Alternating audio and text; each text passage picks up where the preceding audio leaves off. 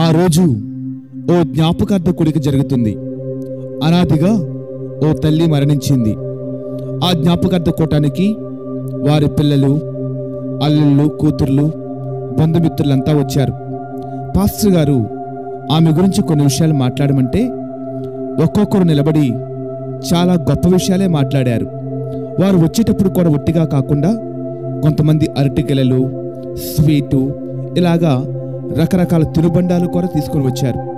ఇక ఆమె గురించి మాట్లాడేటప్పుడు మా తల్లి లాంటి తల్లి ఎవరూ లేరు, మా అత్తయ్య గారు మమ్మల్ని చాలా ప్రేమించేది అని ఎన్నో విషయాలు చెప్పారు.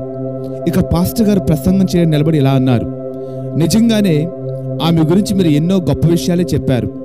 అంత మాత్రమే కాదు, ఎన్నెన్నో ఆహార పదార్థాలు తీసుకొచ్చారు.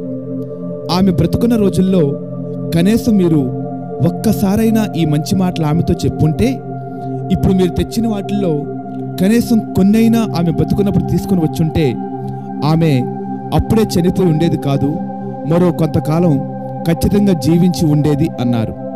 అవును, చాలాసార్లు బ్రతుకున్నప్పుడు కాకుండా చచ్చిపోయిన తర్వాత మాత్రం గొప్ప కబుర్లే చెప్తాం. ఈ రోజుల్లో సమాధుల పండుగ అనేది ఓ ఆచారంగా తయారై అది క్రైస్తవ్యంలో మిళితమైంది. సుమారుగా క్రీస్తు పూర్వం 3వ శతాబ్దంలో ఈజిప్షియన్స్ వారు ఈ సమాధుల పండుగ ఆచరించేవారు. నేటికి కూడా పిరమిడ్స్ అని పిలబడుతున్నాయే అవి సమాధులే. వాళ్ళు చచ్చిన వారిని పూజించేవారు సంవత్సరం ఒకసారి అక్కడికి వెళ్ళి. ఆ తర్వాత రోజుల్లో ఆ ఈజిప్ట్ దగ్గర నుంచి అన్నిల్లోనికి వచ్చింది. 19వ శతాబ్దంలో నుంచి 1930 నుండి అన్యులు ఆచరించారు. ఆ తర్వాత ముస్లిం వాళ్ళు మాత్రం వాళ్ళకి ఆచారంగానే ఉంది సమాధులు పూజించడం అనేది.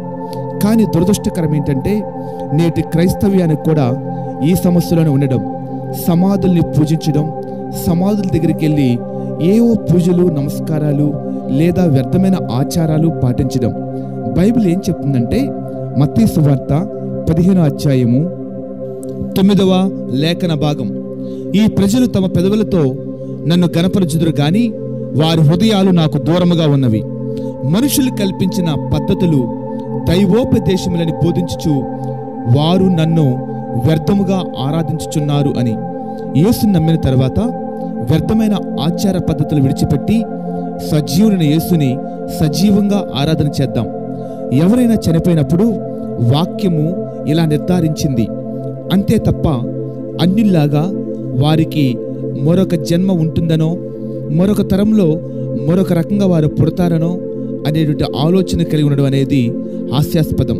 చూడండి, హెబ్రీ పత్రిక 9వ అధ్యాయము 27వ వచనంలో మనుషులు ఒక్కసారే మృతి పొందవలనని నియమింపబడిను, ఆ తరువాత తీర్పు జరుగును అని. అవును, మనుషులు ఒక్కసారే మరణించాలి, ఆ తర్వాత వారందరి కొరకు తీర్పు ఎదురు చూస్తుంది. గనుక మనం ఏదైనా మన పుత్రులకి చేయాలనుకుంటే వారు సజీవులుగా ఉండగానే మన ప్రేమ, మన ఆప్యాయత చూపిద్దాం. అంతే తప్ప సున్నం కొట్టినటువంటి ఆ సమాధుల యొద్దకు వెళ్ళి ఏదో కొంత జ్ఞాపకం చేసుకొని అన్య ఆచారాలు, పద్ధతులు అవలంబించుకోకుండా దేవుని వాక్యాన్ని ఉన్నట్టుగా నమ్మి వ్యర్థమైన ఆచారాలు పక్కన పెట్టి సజీవులైన దేవుణ్ణి సజీవంగా ఆరాధించే మనుషులుగా మనం ఉందాం. ప్రభు కృప మీకు తోడుగా ఉండునుగాక. ఆమేన్.